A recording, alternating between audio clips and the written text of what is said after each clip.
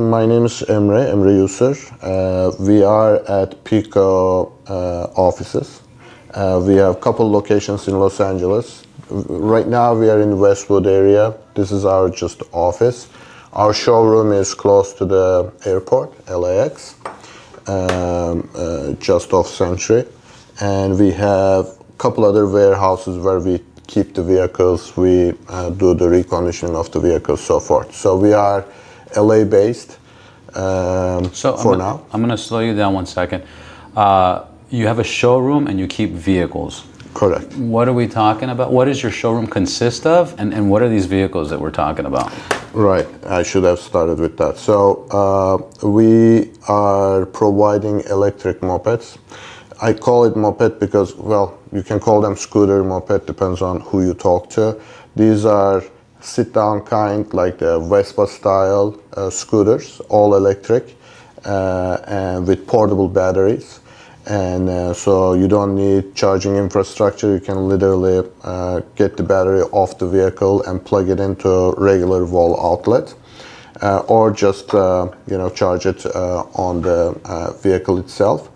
So these are single rider seated scooters that go up to 30 mile per hour speed, electronically limited, so that we provide them under subscription programs. So when I say subscription can be short-term rental to a long-term rental. So you pay weekly or monthly, and you keep the vehicle, but you are not locked into a long-term contract. You can get one of these vehicles for as long as you need, and when the need is not there anymore, you can simply arrange either a pickup by one of our trucks or get it back to our showroom. So you are not locked in for a long-term, like a lease or financing contract for it. You can do it week to week, you can do month to month, however you prefer. And what is that? First of all, that's a very awesome concept. What does that consist of? Credit checks, no credit checks, down payments, no down payments, interest rates? What happens after several years of leasing the same motorcycle? Do you need a motorcycle license? Do you need a driver's license? So these are, so it depends on where you are located. In California, you are not required to have motorcycle endorsement under short-term rental contracts. So we have two different kinds. We call Pico 20 and Pico 30. Pico 20 is technically a Class 2 electric bicycle, so you don't even need a driver's license for it. The downside is the top speed is limited to 20 miles per hour. And for that, again, you need no license at all. Then there's the Pico 30 model, which can go up to 30 mile per hour speed, and that's electric moped as the DMV classification. And if you own one, then you need M1 or M2 endorsement on your driver license. But if you rent it from a company like us, then you are required to have a driver's license, but just a regular driver's license. And we take safety very seriously, so we have safety videos that we require new subscribers to watch. We do a vehicle orientation, and we typically spend 40 minutes to an hour at the time that you receive the vehicle, providing you an orientation and a short training. And we want to see that you can really ride the vehicle. I mean, it is super easy to ride. These are all, there's no gears, it's all automatic. There's no clutch. There's no clutch. So it's super easy to ride. If you ride a regular bicycle, you should be able to ride this. But still, we want to make sure that you are comfortable on the vehicle. You can ride it through that orientation before we start your subscription. And then does the subscription include insurance, or that's separate, or how does that work? So the subscription, it doesn't matter weekly or monthly, however you do it. It's the weekly price or the monthly price that you pay includes service, maintenance, everything. If you like to have additional insurance, we have an insurance partner that provides the insurance for it. So insurance doesn't come automatically with it, but as the subscriber, you can decide to take insurance or not. Legally, you are not required to have insurance to ride these in California. You can ride without insurance, but we encourage everyone to get insurance. We don't require it to become a subscriber. It's not like financing a vehicle that most finance companies say you need to have full insurance on the vehicle. We don't require it, but we encourage you. And we, as I said, we have a partner who provides really inexpensive monthly to have extra protection. Extra protection. Like theft or accident or personal injury, exactly. But they would have to speak to an agent about those terms. Correct. Nice. Correct. Where did this, and then everything you deal with is EV. You don't deal with gas powered, and you're dealing with EV. Why EV, and what's kind of the goal that you're trying to? So, everybody wants to ride electric vehicles, right? And but it is hard to attain an electric vehicle. What I mean is, if you compare like an electric car to a standard gas car, typically the prices are higher. An electric bicycle. An electric bicycle is $6,000, $7,000, $5,000, $4,000. So our ultimate goal was, how can we make EVs more accessible and more affordable? So we don't want to be known as a scooter company. This is the vehicle type that we started, and we think that scooter is the perfect vehicle for a lot of the transportation needs. But we want to get into other electric vehicle classes as well over time. This is our starting point. And when you consider, majority of the mobility needs, when you look at, especially in LA, over 80% of the vehicles are single occupancy vehicles, you know, and majority of the commute is less than 3 miles. So when you look at how we use the vehicles versus which vehicles we use, it is not really overlapping perfectly. So it doesn't make sense to, if you're gonna grab coffee 2 blocks from where you live, getting a 3-ton SUV to ride there is not the most sustainable and economical way to do that. So, it is not yet within our American culture here to use 2-wheeled vehicles like how they do in Europe and Asia. I'm sure if you've been to Asia or Europe, in a lot of the cities, especially the urban areas. India, same thing. Everybody's in scooters. Everybody's on scooters, electric bikes. Families. 5, 6 people on a scooter. I know. That's normal. I know. South America. Exactly. So, especially on urban areas, we think that we want to be part of building that culture here too, for the transportation needs. So we think that for a lot of the use cases, scooter is the right fit. We just don't have that habit here. Right. When you think about, okay, I have a mobility need, what kind of vehicle I need, most people don't even think that scooter is an option.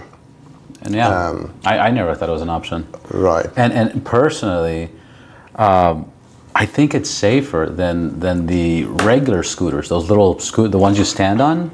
Those things go, 17, 18, 20 miles an hour. You hit the smallest bump, you're going to go flying.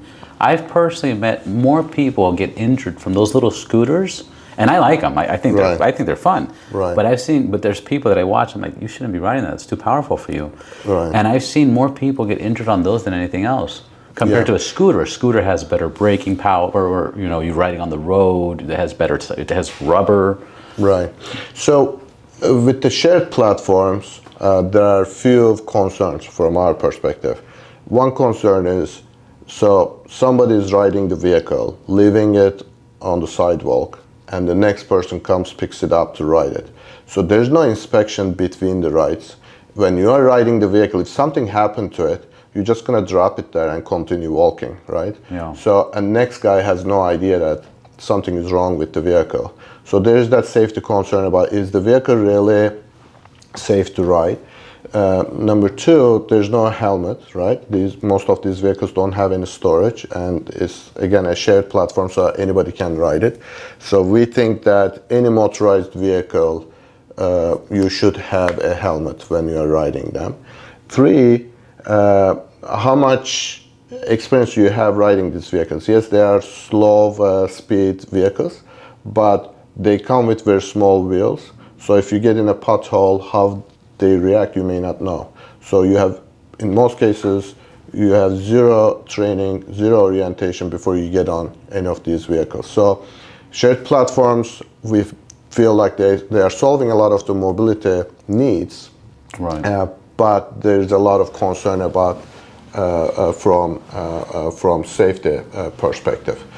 So what we like about our structure, the subscription concept is, yes, you are not locked into a long-term contract, you can return it anytime, but as long as you have the vehicle, you have the vehicle. It is dedicated to you and you keep it as yours. So you know the exact condition of the vehicle. If something happens to it, you know about it, and you can simply reach out to our support department and we will send a technician to inspect the vehicle and see if we can fix whatever the problem is on the spot. If not, we will swap it with a different vehicle. That's amazing. And the other thing is, if you are in an area, let's say dense area, let's say Santa Monica, right? In Santa Monica, there's a lot of these shared platform kick scooters. Okay, you may have access to a vehicle easily, but a lot of times the place that you want to go from where you are, point A to B, that distance is shorter than the closest shared platform kick scooter to you. So I'm not going to walk 6 blocks to pick up one of these scooters because I want to go 4 blocks distance. Right. So again, with our vehicles, you have the vehicles with you. It is dedicated to you. You are the only rider, and it is your own for as long as you want them. No, I like the idea. I was in Europe recently, and I rented the smaller scooters and the bicycles. And for that city that I was in, I really got a kick out of it because I was like, man, I'm trying. I was only there for 22 hours, so I slept 5 hours, and the rest of the time I was bicycling and scootering and just picture. But in a city like LA, where the roads are not the greatest, the sidewalks are wild, especially in certain parts if you go in the valley or whatever. And LA is so spread out that you can do the little scooters, like if you're in West Hollywood and you're staying in West Hollywood. But if you're going to go over the hill, or if you're going to go downtown, or if you're going to go somewhere else, you need something that has more power, more convenient, safer. Right, exactly. Well, I didn't answer your earlier question now that I'm thinking about how to sign up, the credit and all that. So we try to make it super easy. So it's all online. You go to ridepico.com, you pick the model, and our team can help you choose the right model for your need. And then you can simply enter your personal information. I mean, literally within 3 minutes, you can be done with signing up for one.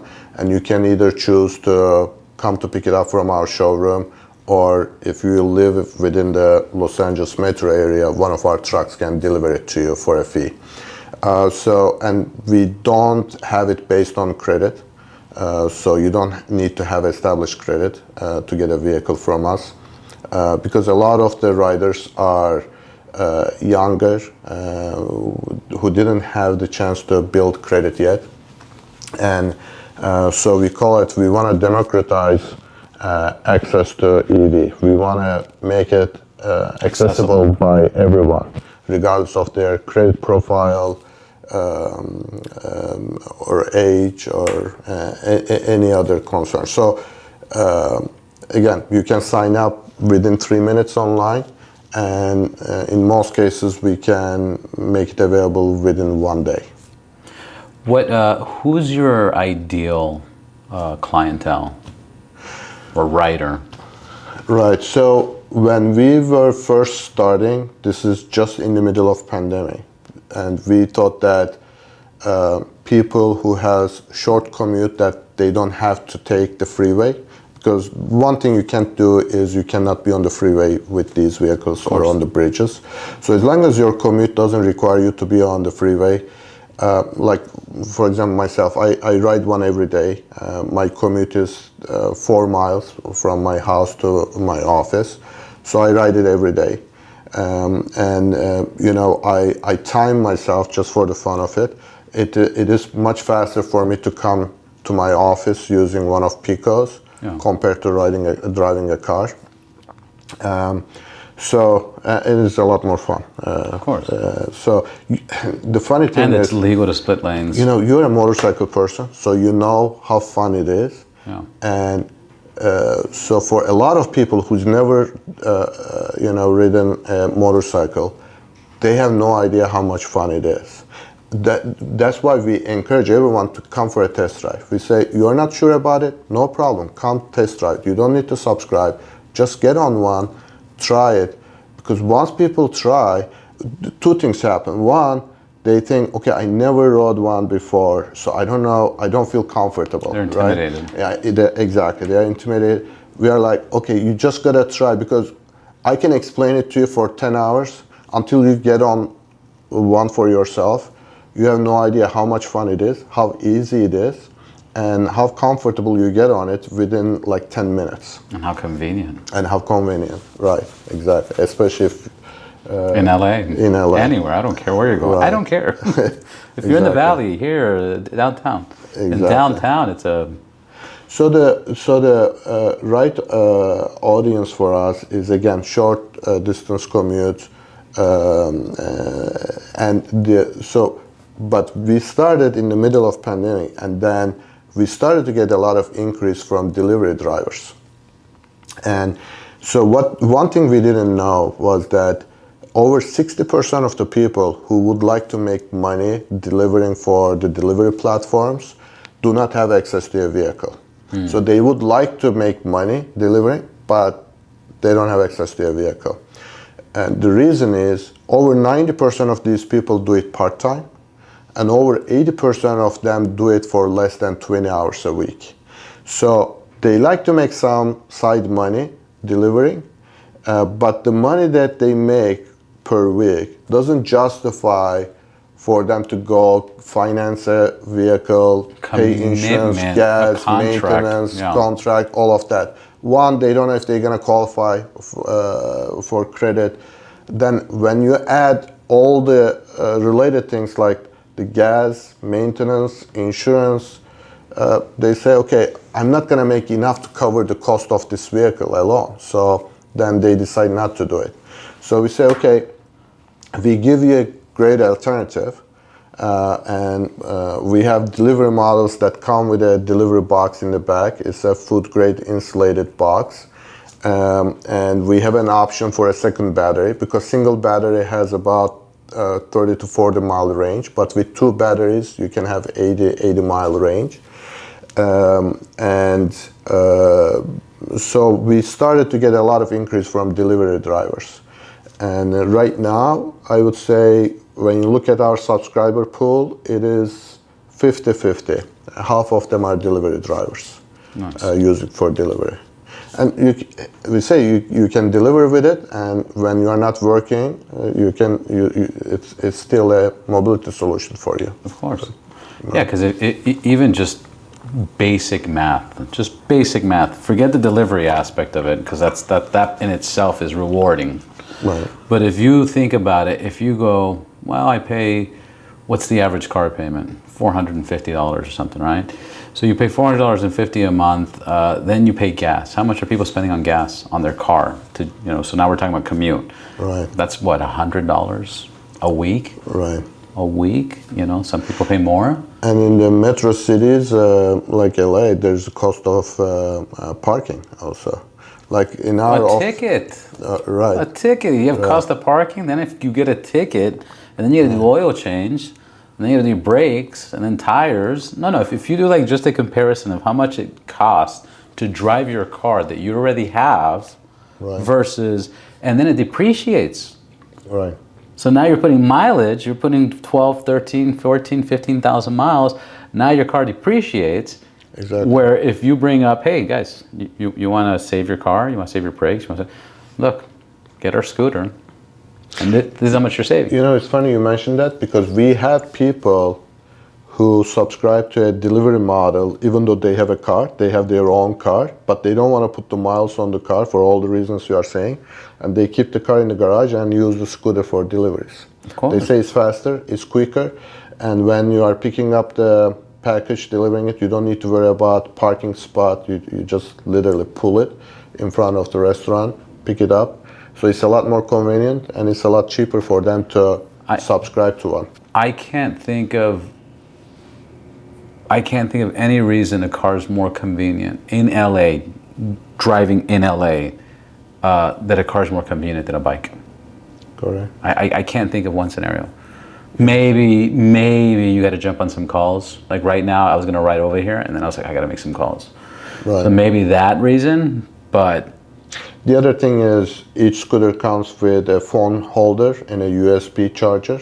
So especially delivery riders, if they're going to follow their delivery app and the directions, the phone is placed right in your eyesight with a USB charging.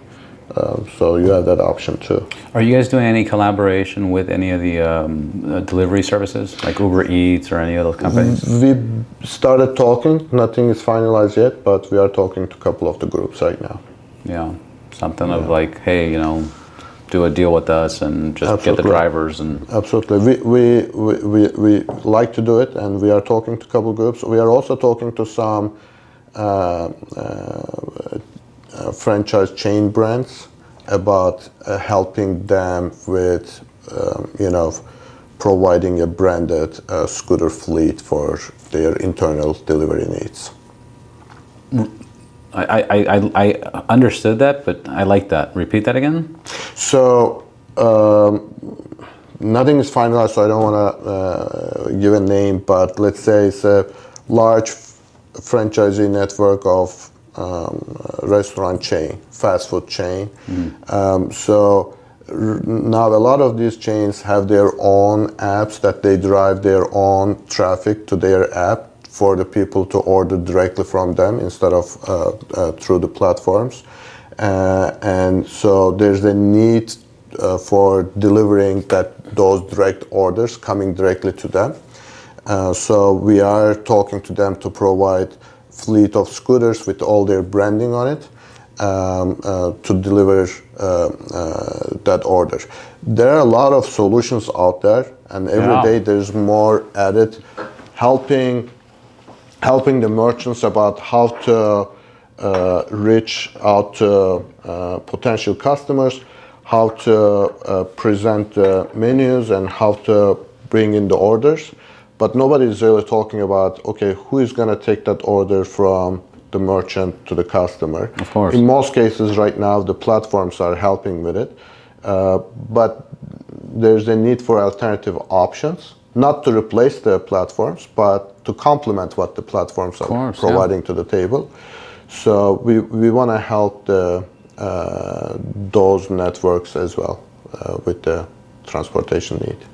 Yeah, you got my wheels turning in my head. Like, oh wait, they need a whole platform and base, because you're mentioning franchise, but like how many private owners can just reserve a bunch of bikes, get drivers, and do it for all the other companies, and you could have multiple of those branches over and over and over.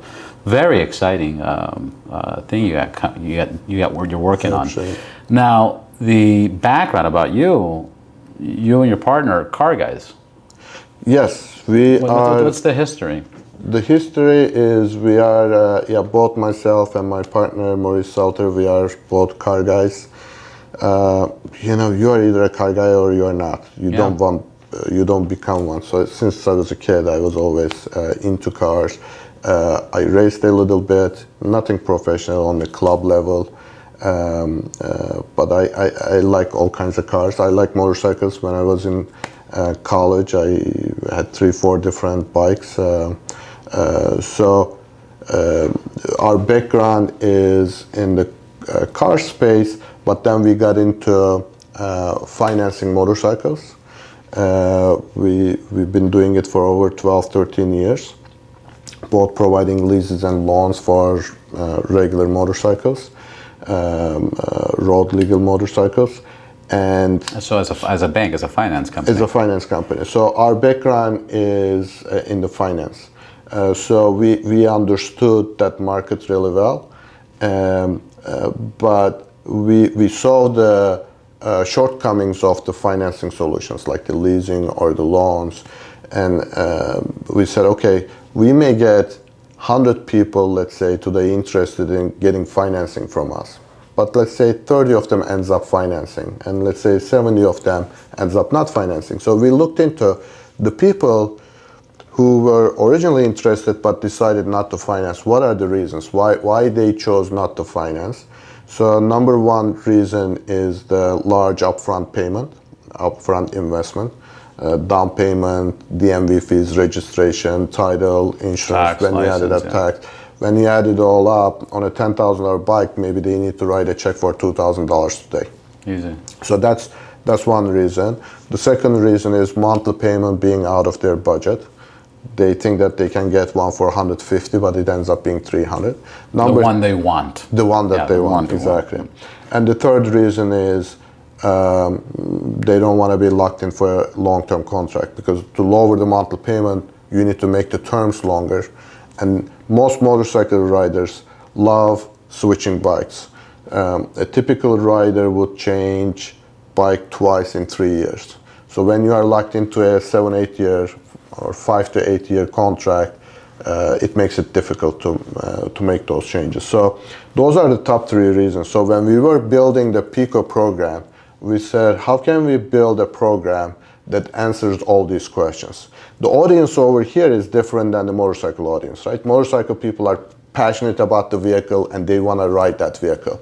For the most part, Pico people are general audience, not necessarily motorcycle people, but just they want to enjoy the convenience of affordability and accessibility. So that's why we came up with this model that you don't need to have credit. You don't need to be locked into a long-term contract. You don't need large upfront payment. We charge $95 as account setup fee. That's it. There's no DMV fees, registration, title, none of that. All you pay is a setup fee one time, and that's it. No registration, no. None of that. Interesting. Everything is included in your subscription, and your subscription ends up being in average around $5 a day. So the total cost of the vehicle to you is about $5.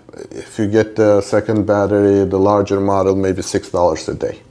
When you think about it, that's what you spent getting coffee every morning. Of course. Right? No, coffee's more. Coffee's now more, right?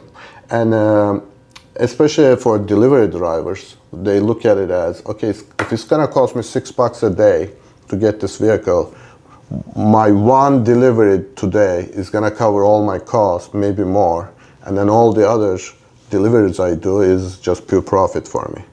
So that's why we call it beautiful. Really affordable and really accessible.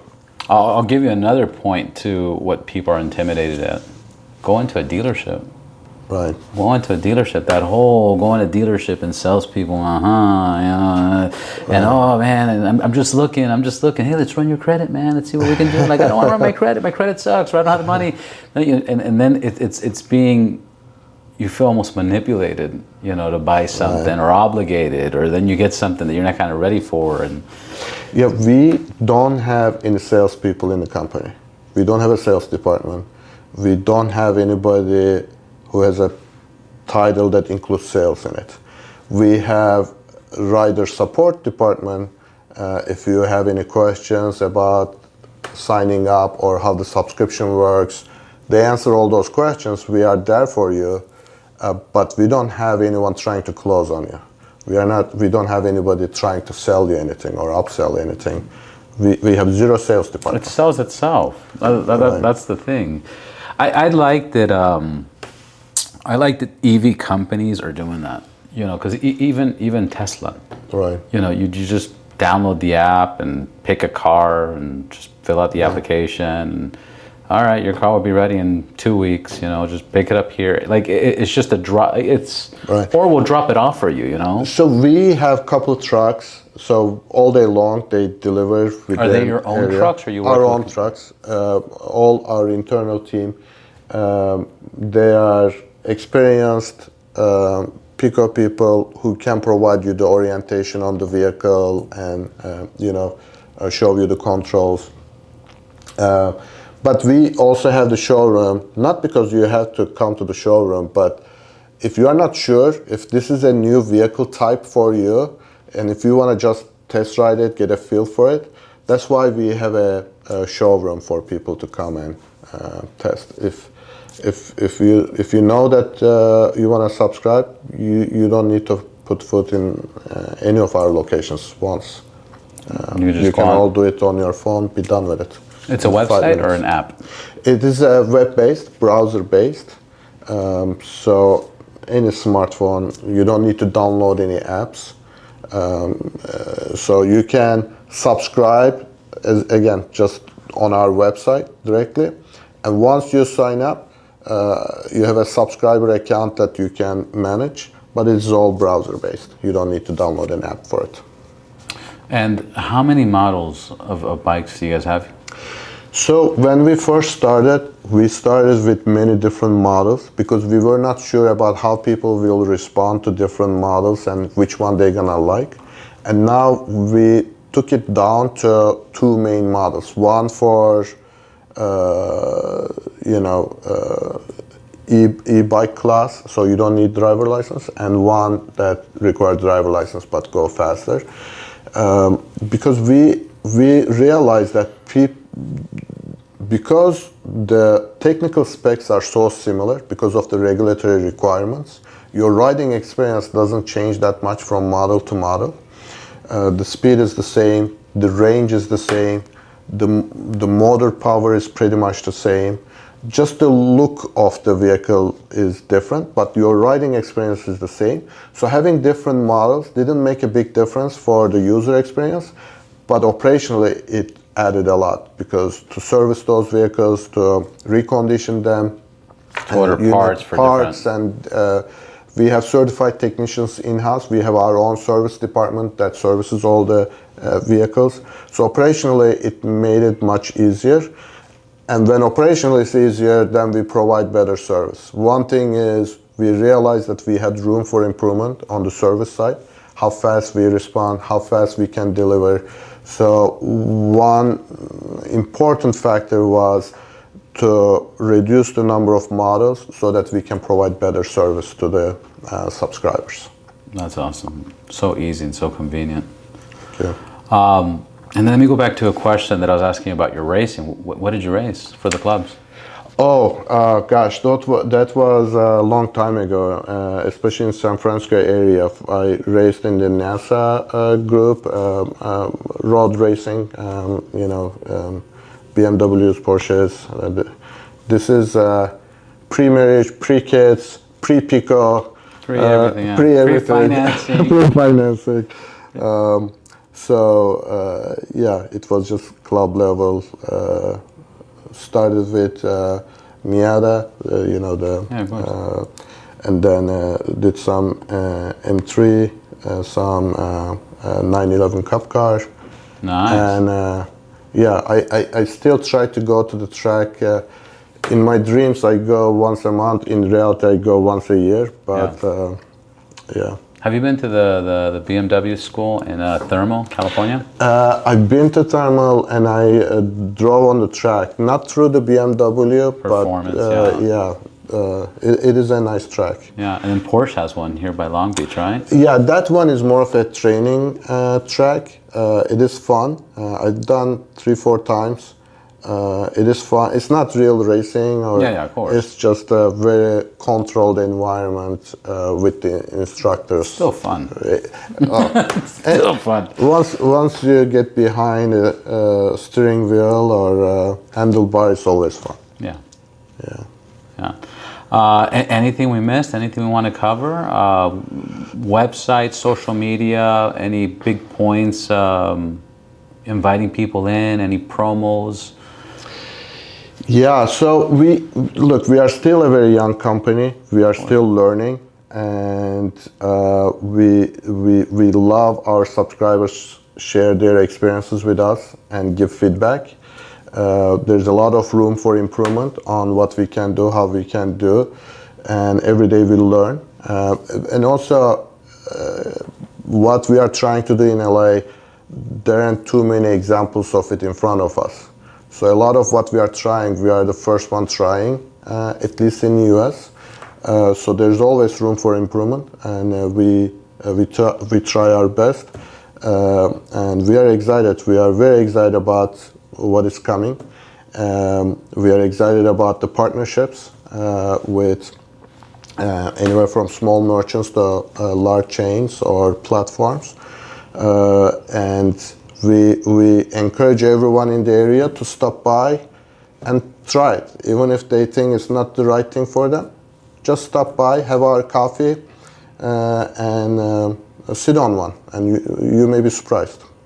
Yeah, I think definitely people should come check it out, and I guarantee you people will be surprised.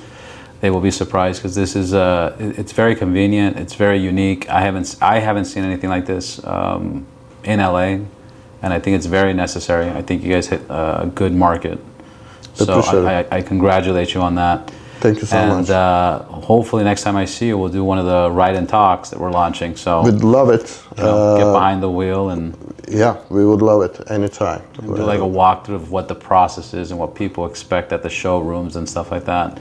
But it seems like it's pretty straightforward. Yeah, next time we should do it in the showroom and go for a ride, as you mentioned. And we really appreciate this. Thank you very much. We love your podcast. Everybody in our team watches, and we are big fans. So thank you for including us. We appreciate it. Last thing, I'm going to put it on there, but just so we know, what's the website? What's the social media? How do people find you? So it's all Ride Pico, RIDEPICO, Ride Pico. The website is ridepico.com. On social media, Instagram, Twitter, all of that is with the same Ride Pico. Ride Pico. Is the keyword, yes. Perfect. And I'm sorry, I have one more question. Please. The name. Where did it come from? Whose idea was it? Oh gosh, it's pretty straightforward, but here's the thing, because I'm originally from Turkey, right? And my first name is Emre, E-M-R-E, and I've been in this country for 30 years, but still everyone says, how do you pronounce it? How do you spell it? How do you say it? We said, okay, we gotta come up with a name that is short, and nobody's gonna say, how do you write that? How do you pronounce it? How do you spell it? So we were looking for something really short and easy to pronounce. And literally, I was with my partners driving on Pico Boulevard. Yeah. And we stopped at the traffic light, and we saw on the intersections, they have the street signs. We said, oh, how about Pico? And that's how, we wanted something short and easy to remember. So you were driving on Pico, but then you're like, we're talking about scooters, ride up Pico. There it is. And also, Pico as the word, meaning small, the meaning of the word has that, small in it as a term. So we thought, it matches with the scooters being micro-mobility, small mobility. And everybody in LA knows Pico. Everybody knows, yes. Have you been to Versailles on Pico in La Cienega? It's a Cuban restaurant, right? Oh, it's been there forever. It's been there 30, 40 years, but yeah, it's on Pico in La Cienega across the street from the Bank of America. I know exactly where it is, but I've never been there. Yeah. It's good? It's good. It's good. I used to eat there all the time. I haven't been there in years, but it's one of the original Cuban. Maybe we take 2 scooters and go get a lunch. Let's do it. Okay. Thank you so much. Appreciate it.